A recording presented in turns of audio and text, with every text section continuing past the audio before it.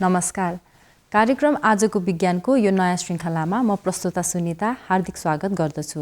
नेपाल सरकार शिक्षा विज्ञान तथा प्रविधि मन्त्रालय, बीपी कोइराला मेमोरियल प्लानेटोरियम तथा अब्जर्भेटरी, विज्ञान सङ्ग्रहालय विकास समिति तथा नेपाल टेलिभिजनको संयुक्त प्रस्तुति कार्यक्रम आजको विज्ञान हरेक 15 दिनको अन्तरालमा मङ्गलबार राति 9:30 बजे नेपाल टेलिभिजनबाट प्रसारण हुने गर्दछ।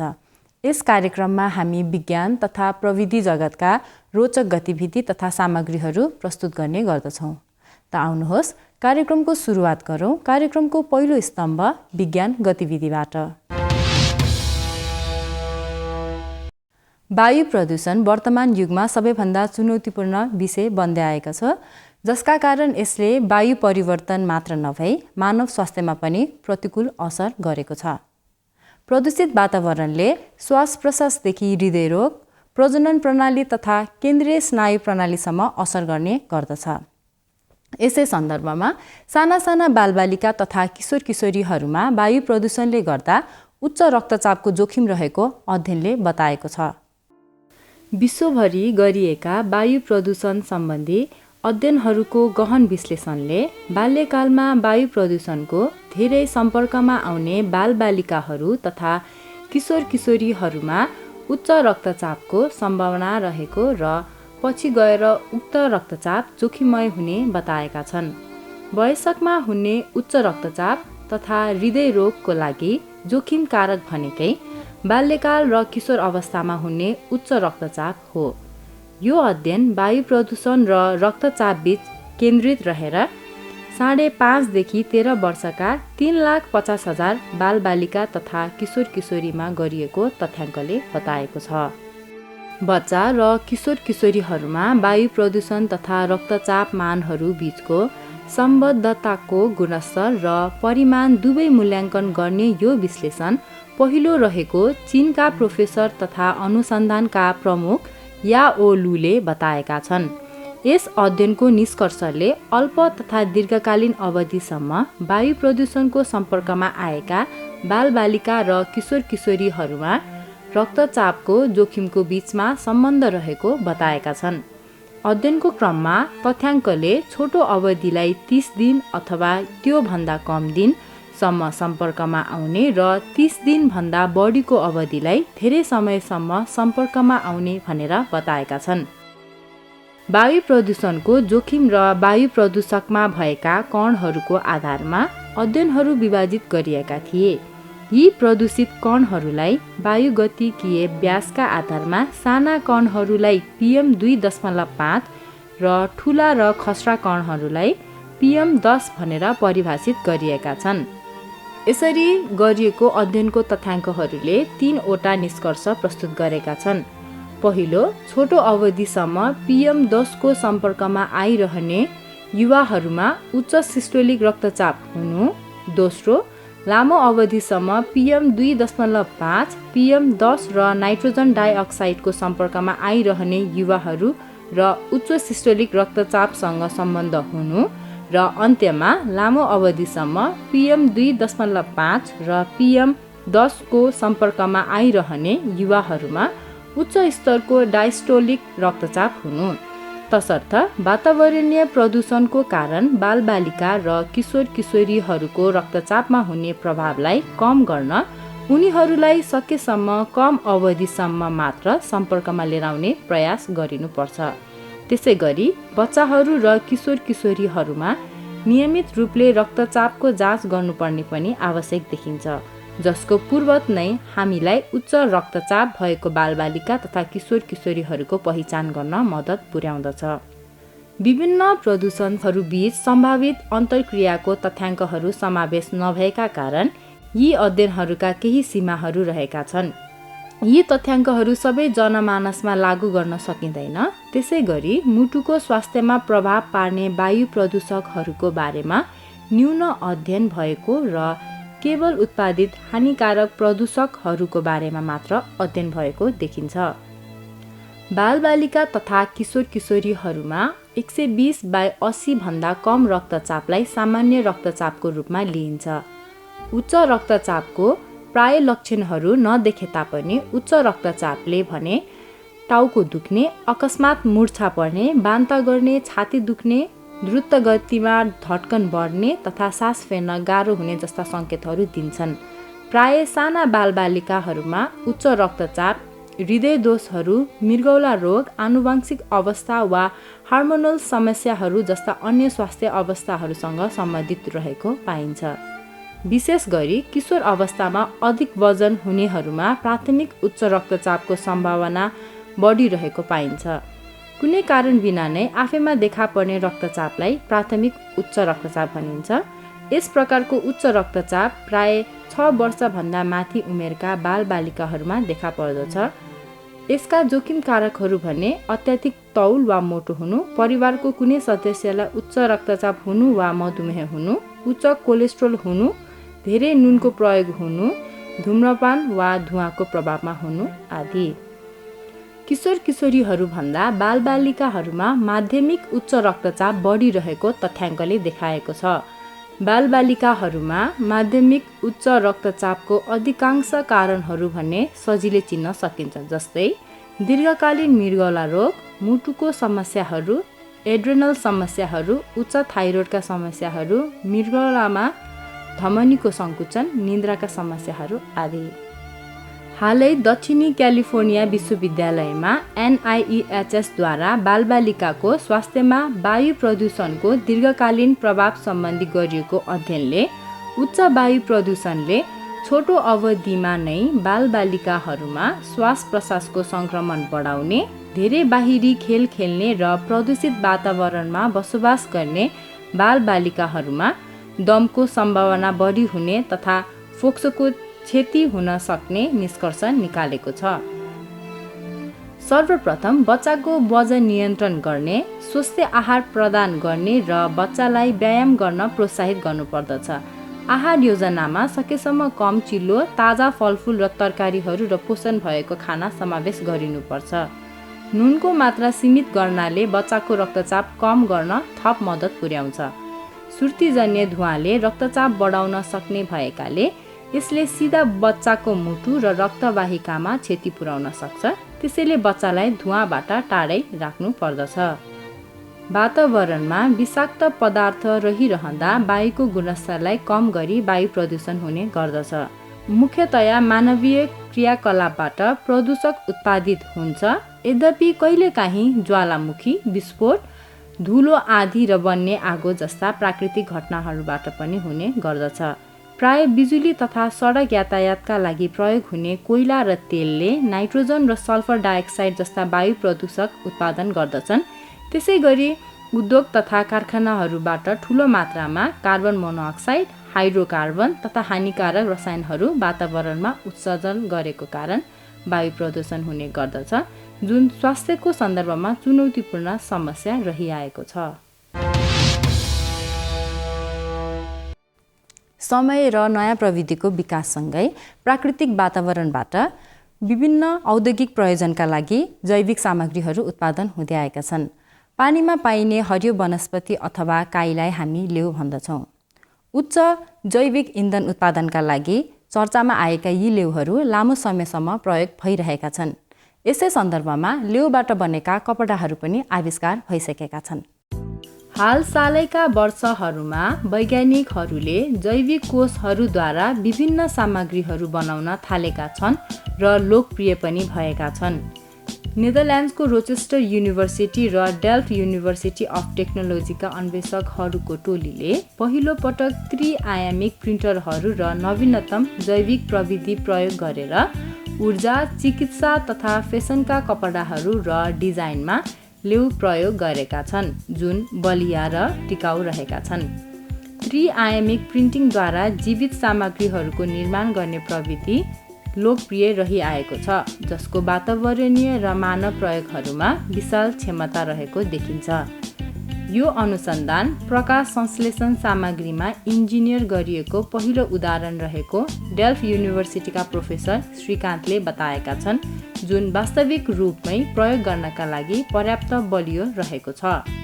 अनुसन्धानकर्ताहरूले प्रकाश संश्लेषक सामग्रीहरू सृजना गर्न ब्याक्टेरियाहरूद्वारा उत्पादित र उत्सर्जित जैविक तत्त्वलाई अध्ययन गरे।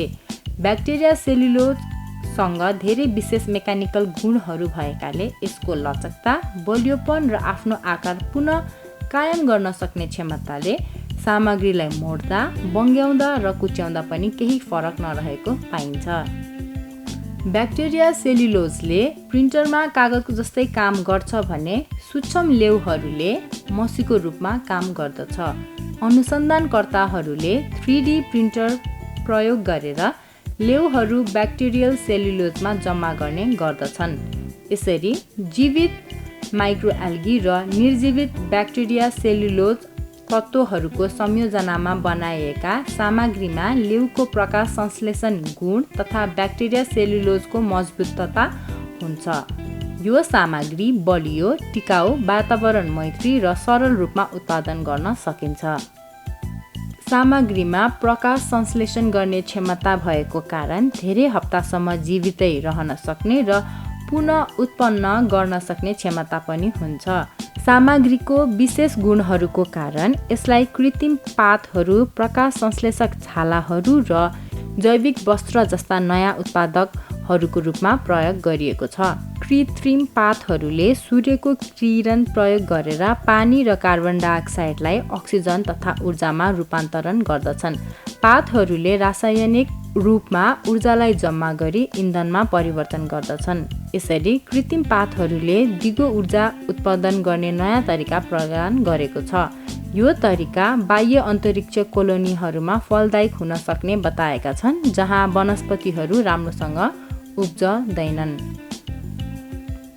अहिले विषाक्त रासायनिक विधि प्रयोग गरेर अधिकांश कृत्रिम पातहरू उत्पादन भइरहेको समयमा डेल्फ र रोचेस्टरका अनुसन्धानकर्ताहरूद्वारा उत्पादित कृत्रिम पातहरू भने वातावरण मैत्री सामग्रीबाट बनेका छन्। कृत्रिम पातहरूले दिगो ऊर्जा उत्पादन गर्न मद्दत पुर्याउँदछ भने प्रकाश संश्लेषणयुक्त छालालाई छाला प्रत्यारोपण गर्न प्रयोग गर्न मद्दत पुर्याउँदछ। यसरी निर्मित सामग्रीले दिगो ऊर्जा तथा चिकित्सा उपचार प्रदान गर्नुको साथसाथै फेसन क्षेत्रलाई पनि परिवर्तन गरेको छ। उद्योग निर्मित कपडाहरूले वातावरणमा नकारात्मक प्रभाव पारिरहेको बेला लेउबाट बनेका कपडाहरूले प्रकाश संश्लेषणको माध्यमबाट कार्बन डाइअक्साइड छुट्याएर हावालाई शुद्धिकरण गर्ने काम गर्दछन्। यी कपडाहरू उच्च गुणस्तरको, दीर्घकालीन उत्पादित र पूर्ण रूपमा जैव विकास हुने भएकाले यसलाई बेला बेलामा धोइरहनुपर्ने आवश्यक देखिँदैन। यी सामग्रीहरू पानी र पौष्टिक तत्त्वहरूको बिना धेरै दिनसम्म बाँच्न सक्ने र आफै पनि उब्जनीको लागि बिउ हुन सक्ने भएकाले यो सामग्रीको प्रयोग दुर्गम क्षेत्रदेखि अन्तरिक्षसम्म हुन सक्ने सम्भावना रहेको छ। प्रकाश संश्लेषण गर्न सक्ने क्षमता भएको जलजीवहरूको विविध समूहमध्ये लेउ पनि एक हो। यिनीहरू एकल माइक्रोस्कोपिक कोशिकाको रूपमा एक समुदायमा रहने गर्दछन्। धेरैजसो लेउहरू पानीका वरपर पाइन्छन्। यिनीहरूमा तापमान, अक्सिजन तथा कार्बन डाइअक्साइडको सान्द्रता, अम्लता र टर्बिडिटी सहन सक्ने क्षमता हुन्छन्। पृथ्वीको आधा जति अक्सिजन लेउले नै उत्पादन गरेको तथ्याङ्कले देखाएको छ। जैविक इन्धनहरू निर्माण गर्नका लागि सबैभन्दा प्रभावकारी स्रोतहरूमध्ये लेउ एक हो। लेउद्वारा एक वर्षमा 1 एकरबाट 5000 ग्यालन जैविक इन्धन उत्पादन गर्न सकिन्छ। यसरी उत्पादित गरिएको इन्धनले अरू स्रोतद्वारा उत्पादित इन्धनको बोझलाई कम गर्दछ। त्यसैले यो ऊर्जा स्रोत पनि जलविद्युतीय तथा जियोथर्मल ऊर्जा स्रोतहरूसँग तुलनायोग्य गर्न सक्ने स्रोत पनि हो। अन्य बालीनाली उब्जन नसक्ने जमिनमा पनि आफू उम्रन सक्ने भएकाले किसानहरूलाई लेउको खेती गर्न सजिलो भएको छ। उच्च प्रोटिन भएका कारण लेउलाई पशुहरूको आहारको रूपमा पनि प्रयोग गर्न सकिन्छ। लेउले मललाई प्रचलित गरी उत्कृष्ट मलको भूमिका पनि खेल्दछ। लेउमा अजैविक नाइट्रोजन र फोस्फोरस उपयोग गर्ने क्षमताका कारण यसलाई फोहोर पानी व्यवस्थापन गर्न पनि प्रयोग गरिन्छ। यसरी सौन्दर्य सामग्री, औषधि, खाना, पेय पदार्थ तथा जैविक इन्धन जस्ता उद्योगहरूमा लेउ लोकप्रिय हुँदै र दिगो ऊर्जा तथा वातावरणीय प्रविधिमा पनि ठूलो फड्को मार्दैछ। संयुक्त राज्य अमेरिकाको फ्लोरिडामा आनुवंशिक रूपमा लामखुट्टेहरूलाई परिमार्जित गर्न अनुसन्धानकर्ताहरू सफल भएका छन्। यसै सन्दर्भमा कार्यक्रममा अब पालो रहेको छ यसै सम्बन्धी एउटा सानो जानकारी। 1 दशक लामो समयपछि जैविक प्रविधि फर्मले अमेरिकामा पहिलो पटक आनुवंशिक रूपमा परिमार्जित गरिएको लामखुट्टेहरू परीक्षण गरेका छन्। परीक्षणको मुख्य उद्देश्य जाइका, डेङ्गु, जन्डिस जस्ता रोगहरू फैलाउने जङ्गली एडेस एगिप्टी लामखुट्टेका सङ्ख्यालाई नियन्त्रण गर्ने बताइएको छ। ब्रिटेनको एभिङडन रहेको अक्सिटेक नामक फर्मले ब्राजिल, पानामा, केम्यान टापु र मलेसियामा लामखुट्टेको परीक्षण गरिसकेको छ। फ्लोरिडाको दक्षिणी भागमा रहेको टापुहरूमा करिब 4% लामखुट्टेको सङ्ख्या एडेस एगिप्टीको रहेको छ, जसलाई जनमानसमा लामखुट्टेद्वारा सर्ने रोगका जिम्मेवार मानिन्छ। अनुसन्धानकर्मीहरूले यस परीक्षणमा जैविक प्रविधिद्वारा भाले एडेस एगिप्टीलाई लामखुट्टेहरूमा वंशाणु बोक्ने गुण निर्माण गरेका छन्, जुन बिस्तारै आफ्ना भावी पुस्ताहरूमा अगाडि बढ्दै जानेछ। कुनै पनि रूपमा भाले एडेस एगिप्टी लामखुट्टेसँग सम्पर्क नभएका कारण पोथी लामखुट्टेहरू प्रारम्भिक लार्वा अवस्थामै मरी एडेस एगिप्टीको सङ्ख्या घटाउने अनुमान गरेका छन्। आनुवंशिक तरिकाले परिमार्जित गरिएका लामखुट्टेहरूलाई कीटनाशकको विकल्प रूपमा प्रयोग गरी सङ्ख्या नियन्त्रण गरेका थिए, तर परिणामस्वरूप कीटाणु प्रतिरोधात्मक लामखुट्टेहरू विकास भए। त्यसैले लामखुट्टे नियन्त्रण गर्न नवीन उपकरण तथा नयाँ तरिकाहरू आविष्कार भइरहेको फ्लोरिडा किज मस्किटो कन्ट्रोल डिस्ट्रिक्टका कार्यकारी निर्देशनले जानकारी दिएका छन्। अन्वेषकहरूले अध्ययनका लागि लामखुट्टेहरूलाई बाकसमा प्रयोग गरी परीक्षण प्रगति निगरानी गरिरहेका छन्।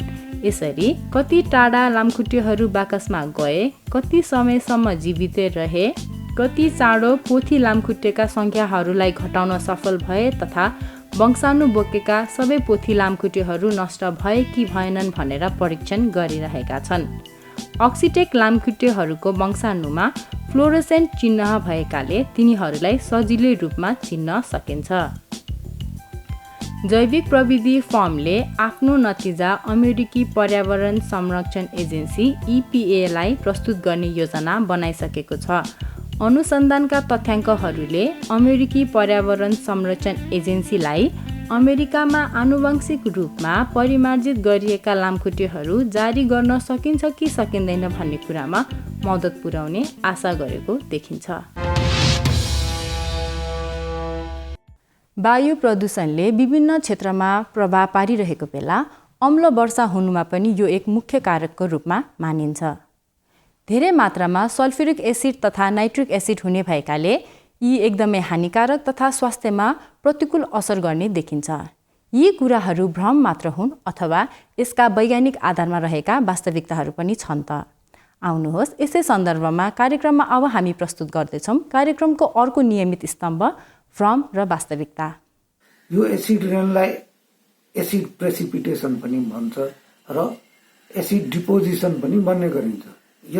यो एसिड रेनको pH भ्यालु 5.2 अथवा योभन्दा कम हुने गर्छ। यो मूलतः वायुमण्डलमा सल्फर डाइअक्साइड, नाइट्रोजन अक्साइडको मात्रा आवश्यकताभन्दा बढी भएको खण्डमा वर्षात हुन लाग्ने बेलामा सल्फर डाइअक्साइड पानीसँग रिएक्सन गरेर सल्फ्युरिक एसिड केही मात्रामा बनाउँछ भने नाइट्रोजन अक्साइड पानीसँग मिलेर नाइट्रिक अक्साइड बनाउँछ र यो वर्षातको रूपमा पृथ्वीको सतहमा आउँछ। र यो सल्फर डाइअक्साइड, नाइट्रोजन अक्साइड खासमा ज्वालामुखी विस्फोटन अथवा पेट्रोलियम पदार्थहरूको बर्निङ कम्बसनबाट, जसलाई हामी एन्थ्रोपोजेनिक एक्टिभिटिज पनि भन्छौँ, बाट वायुमण्डलमा आवश्यकताभन्दा बढी हुने गर्छ। यस एसिड रेनको कारण पृथ्वीको सतहमा जम्मा हुने पानीको pH घट्ने र यो सतहमा देखिएको पानीको pH घट्ने भएपछि यसले बायोडाइभर्सिटीमा पनि असर पार्नेदेखि लिएर यसको कारण कतै सुक्खा हुने, कतै जाडो महिनामा धेरै चिसो हुने जस्तो परिणामहरू देखा पर्छ। र यसको एसिड रेनको कारण माटोमा भएको क्याल्सियम, म्याग्नेसियम, एल्युमिनियम जस्ता खनिज पदार्थहरू बर्सात एसिड रेनको कारण लिच भएर बगेर पानीमा जान्छ र माटोमा यो क्याल्सियम म्याग्नेसियम एल्युमिनियमहरूको मात्रा कम हुन्छ र यसले गर्दा रुख बिरुवाहरूलाई आवश्यक पौष्टिक तत्त्वहरूको कमी हुने गर्छ। यो अब अलिकति हिस्टोरिक ब्याकग्राउन्डतिर जाउँ। यो एसिड रेन भन्ने शब्द सबभन्दा पहिले इस्वी सम्वत 1852 स्कटल्यान्ड निवासी एउटा रसायनशास्त्री जसको नाम रबर्ट एङ्गस स्मिथ थियो। उसले इङ्ल्यान्ड र स्कटल्यान्डको औद्योगिक क्षेत्रहरूको पानीको विश्लेषण गर्ने क्रममा आफ्नो किताब air and rain the beginnings of a chemical क्लाइमेटोलोजीमा उल्लेख गरेको पाइन्छ। यो वातावरणीय मानकको रूपमा औद्योगिक र कृषि क्षेत्रहरूमा अझै टड्कारो रूपमा देखिन्छ। यो एसिडिटी भनेको कुनै सल्युसनमा कुनै पानीमा हाइड्रोजन आयनको मात्रा कति छ भन्ने जनाउँछ। सामान्य बर्सातको पनि पानी अलिकति एसिडिक नै हुन्छ, किनभने बर्सातको पानीले वायुमण्डलमा भएको कार्बन डाइअक्साइडलाई अवशोषित गरी पानीसँग प्रतिक्रिया गरेर कार्बोनिक एसिड बनाउँछ। यो कार्बोनिक एसिड हाम्रो रसायनशास्त्रको भाषामा कमजोर एसिड भए पनि पानीसँग घुलेको अवस्थामा यस्तो पानीको एसिडिटी अलिकति एसिडिक नै हुन्छ। यो त अहिलेसम्मको यो सिस्टम हो एन्थ्रोपोजेनिक एक्टिभिटिजहरूको ज्वालामुखी विस्फोटनबाट हुने carbon dioxide, sulphur dioxide, nitrogen oxide वायुमण्डलमा अत्याधिक मात्रामा भयो भने यसले गर्दाखेरि बर्सातमा एसिड रेन हुने सम्भावना हुन्छ। र यसरी हामी के भन्न सक्छौँ भने यो वायुमण्डलमा वातावरणीय प्रदूषण बढी हुनु अथवा वायुमण्डलमा पाउने विभिन्न प्रकारका ग्यासहरूको सन्तुलन कायम हुन नसकेपछि यसले एसिड रेनको सम्भावना निम्ति आउँछ। अत अहिले हामी सबैसँग हामीले के अनुरोध गर्छौँ भने मानव सृजित तरिकाले वायुमण्डलमा आउने carbon dioxide, nitrogen oxide, sulphur डाइअक्साइडलाई सकेसम्म त्यसलाई वायुमण्डलमा प्रवेश गर्नमा कम गर्न जसरी सकिन्छ त्यसपट्टि हामीले हाम्रो आफ्नो ध्यान केन्द्रित गर्नुपर्छ। यसका साथसाथै आजको कार्यक्रमको निर्धारित समय सकिसकेको छ। पुनः अर्को श्रृङ्खलामा यस्तै रोचक गतिविधि तथा सामग्रीहरू लिएर हामी उपस्थित हुने नै छौँ। तबसम्म म प्रस्तुता सुनिता तथा सम्पूर्ण युनिट बिदा चाहन्छौँ। हस्त नमस्ते।